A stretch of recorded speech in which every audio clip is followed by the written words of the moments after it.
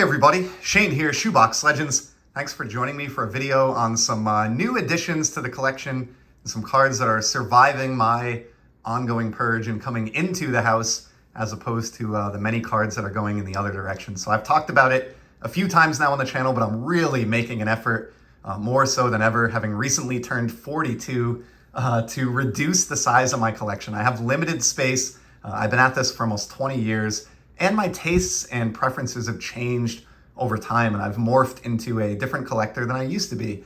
And as a result, I have a lot of stuff laying around that I just need to move on from to make space, in some cases to build up funds. And what I'm trying to do is get a lot of that stuff out the door, minimize the size of my collection, make it more manageable, and go after fewer cards that are more meaningful to me. And that's what I did recently when I acquired the Aaron Judge Superfractor, a card that I never thought I would own in my life. Talked about it in a recent video, but I sold 70 graded cards and then took all the funds and purchased just this card and one other that I talked about in that video. So that's an example of what I'm trying to do. Lower value cards, I've been sending my nephew care packages, friends in the community. I'm sending bulk boxes just full of commons and low-end cards out the door and just really making a ton of physical and mental space over here at Shoebox Legends. But as I said in the intro, I'm still getting new cards in too. And I don't want to paint the wrong picture. So this is a stack here of stuff that I have added to my collection. So let's see what's coming in the door as so much is going out. And we're going to start with this little stack that came in my recent ComC order. I had a bulk shipment that arrived. And as a quick aside, for those of you that have been scared away from ComC in recent years, especially after the pandemic, due to their long shipping times, and believe me, I experienced it as well. They are back at like record pace. So 2 times now in the last month, I've requested the cheapest bulk shipping option, which is like $4.99 for like 60, 70 cards. And not long ago, that was like a 3 to 4 month or maybe longer endeavor. And in both of those cases now in the past month, those bulk lots at the cheapest rate have shipped in like a week to a week and a half from when I requested them. So great job by ComC getting that back in order. And in my most recent lot, I got some of these 1990 Topps buybacks. These are mostly just commons. Dave Henderson was a star, but I've talked about it before, but I am crazily working on a complete 1990 Topps set in buyback only format. Now, I don't even think it's necessarily possible to complete it, but I'm trying anyway, and I actually have all the cards laid out in a binder. I do plan to show it when I get a little bit further along, but was able to pick up like maybe 10 or so new ones in this last order, including this one, which is really nice, a Kirby Puckett All-Star. So I need to get these filed away, which I'll do after the video here. But I believe, crazily enough, I think I'm well over 600 cards now in buyback format out of the 792 that are on the 1990 Topps checklist. So I'm getting there slowly but surely. I don't think it's necessarily possible to complete the set, but it has been fun just to see how far along I can get. And it's another entertaining way for me to collect the first set that I fell in love with as a kid. I have one single Star Wars card next. We'll keep this really brief, but I've shown these a few times. These 2020 Topps Star Wars 3D cards featuring here Princess Leia. And basically, I'm going after this 100 card set. I've picked up a few packs now and I've ripped them on May 4th for each of the last couple of years here on the channel. But I'm at the point where I have over 80 of the 100 cards. And so opening packs, which cost like $30 for an 8-card pack, is just not financially responsible any longer because I'm probably going to get all duplicates. So I took a look at the 20 cards that I'm still missing and pretty quickly determined that maybe the biggest one left from a cost perspective is this Princess Leia. So I found a copy on ComC for $7, bit the bullet, and just picked this up. So this will go immediately into my set build in my Star Wars Z folio after today's video. And so these are kind of focused pickups. You know, I get a lot of flack for not focusing, and somewhat rightfully so, but I'm more focused than you might think. And to that end, here's another set that I've been working on this year from the Panini America's Pastime release in, I think, 2013. They made a 9-card insert set that paid tribute to Negro League barnstorming teams, which is so right up my alley for what I'm focusing on this year. So I'm trying to get all 9 of these. Now they're numbered to 125. You can see here about the middle portion of the card. on this Satchel Paige. So you wouldn't think they would be exceedingly difficult based on that, but these have proven really, really tricky. But over time, I found a few on ComC, and then I just bought one on eBay that I found for $5. And so I've got a few here to add to my budding set build. So I've got Satchel Paige, this great Roy Campanella. This is the one that I found on eBay. It took about 9 months with a saved search before it can't be surfaced at any price. It was like $6.99 or best offer. I offered $5 and the seller accepted. I was really, really pumped. I've shown these before. They're all the same, but I love the backs on these. The write-up's obviously different per player, but the design is the same. You have those great ball caps featuring the Negro Leagues logos of the time. Just really, really great job by Panini on this set. Aside from those two, I also picked up via ComC the Ted Radcliffe, double duty Radcliffe, the Buck O'Neil, which is maybe my favorite in the insert set. Really, really love this guy. I have more coming on him soon, but I finished this past summer Joe Posnanski's book, The Soul of Baseball, where he traveled around with Buck O'Neil for about a year and documented it. And I have so much respect now, even more than I did before, for this guy. Just an amazing baseball personality. And then lastly, but not least, Minnie Minoso, or Minnie Minoso. So really cool card there. I love that he's in his New York Cubans uniform. Just great stuff. So I commend Panini for those. They're right in line with my 2 collecting focuses for the year. Honestly, post-playing era cardboard and former Negro League greats. With those in hand, I tallied them up. I am now missing only 1 card from that insert set, that 9-card insert set, and that is Ernie Banks. So if anyone sees or has a lead on an Ernie Banks, please let me know.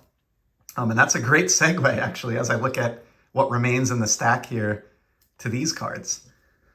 So I showed, back on Jackie Robinson Day, I did an episode where I showed modern Jackie Robinson cards. And I showed a card just like this of Jackie that looks like a 53 Bowman. But these were actually produced and given out, or produced for and given out at the 2015 National, the National Convention. And what's great about them, they're like 5, it's a set of 5, you know, what could have been versions of 1953 Bowman singles for these players. So I didn't drag the Jackie back out. I didn't want to go fishing around for it, but you can check that video out if you're interested. But in addition, I did pick up now the Ernie Banks. Great image there. And I talked about this when I showed the Jackie, but they even did proper card backs for these. So great stuff. Al Kaline and Ted Williams. So with those 3 combined with the Jackie, I'm only missing 1. And unfortunately, it's Willie Mays.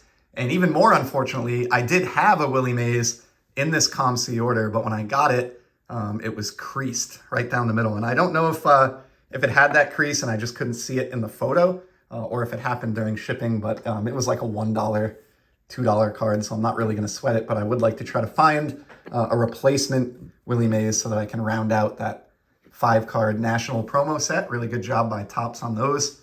I got a couple quick hockey cards here. We'll keep it brief, and then we're going to move back to a baseball pickup to close out the episode. First and foremost, I just wanted to quickly give a little tribute to this gentleman, Johnny Gaudreau. I'm sure most of you have heard the story. I have these 3 beautiful rainbow color wheel parallels, but tragically was killed alongside his younger brother while riding bikes in New Jersey the night before their sister's wedding, their younger sister's wedding. He's a father. His younger brother, who was also killed, is an expectant father with his first on the way. They were 29 and 31 years old, respectively. And Gaudreau was an incredible NHL player.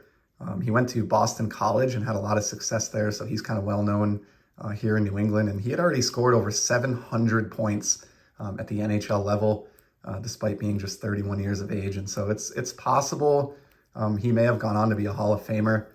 But that doesn't even matter. I mean, even more importantly than that, he left behind a wife, 2 very young kids, and a whole extended family that is just shattered, and especially due to the senseless nature of the tragedy. I mean, he was just riding a bike on the side of the road at 8 o'clock at night with his brother, and this guy who had too many beers and had a kind of a road rage mentality, went to pass a couple of cars illegally and ran them down on their bicycles. And just like that, two amazing people taken from the hockey community and taken from their families and taken from the world too soon. And Found these cards in my ComC to be processed box just after his passing, and wanted to at least give him a minute on the channel. Certainly, by all accounts, was a human being that led his life exactly how you would hope everybody would lead theirs, and touched many, many people in his short 31 years on the planet. So Johnny Gaudreau will certainly be missed.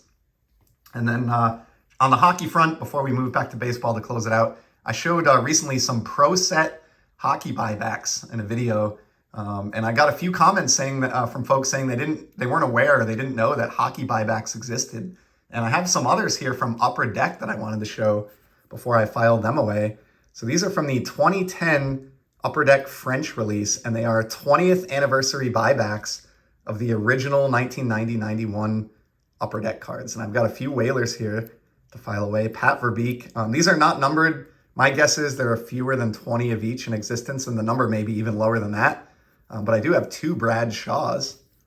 And then a few years after that, they did these throwback buybacks, 25th anniversary buybacks from the 2014 Upper Deck release. So this is, again, the 90-91 inaugural Upper Deck hockey set, but in buyback format. And these are serial numbered, handwritten to 25. And this one I thought was amazing. So if you're a hockey fan, you know all about the Zamboni, the machine that comes out between periods and before games and cleans the ice, gets a nice fresh sheet down for all the players.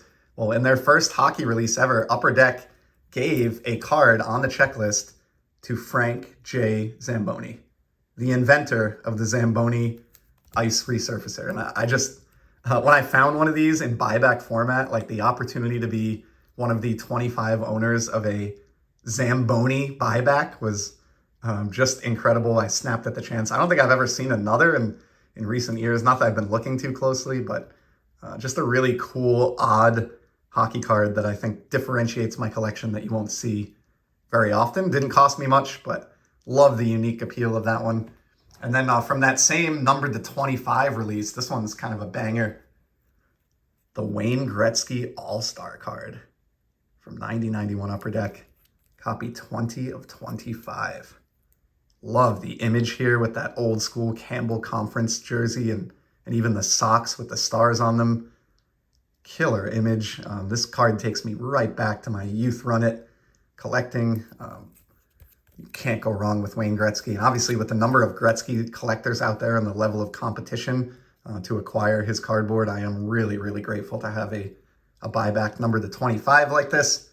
And then let's close it out with baseball. I have one more baseball single here. I know I'm getting a little bit long. Picked up this wonderful Randy Johnson.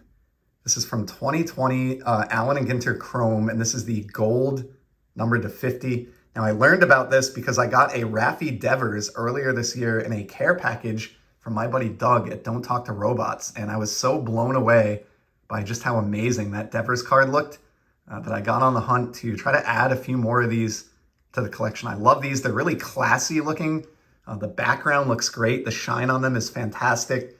And they almost have like a classy element that reminds me almost of like a Hall of Fame plaque or something like that. There's very little to the design. It just really lets the gold and the image speak for itself, and really dig the look of these cards. If you're patient and you are creative, you can get these at a bargain price. And as an evidence of that, I got this Randy Johnson, who is someone who I'm learning to respect more and more in the hobby after reading a little bit about him of late. This was $8 with free shipping, and at that price point, just couldn't pass it up. As most modern gold 50 from Topps is, it is numbered. As most modern gold refractors are from Topps, it is numbered to 50. That's great. And yeah, just a cheap addition to the collection to add somebody who is a little bit underrepresented at the moment. I'm trying to balance things out a little better. And just like the recent episode that I did on Ichiro, Randy Johnson is somebody that I decided maybe in the last year or two needed a little bit better representation in my collection as well. So there you go, the big unit to end it. A little bit of everything today, but just an example of some of the cards that are coming in as so many others are heading out the door, and kind of the revolving door that is my sports card collection. So thank you for stopping by. Truly appreciate you giving me almost 15 minutes of your time if you stuck it out to the end. I'll be back soon. And until then, keep enjoying the hobby. See ya.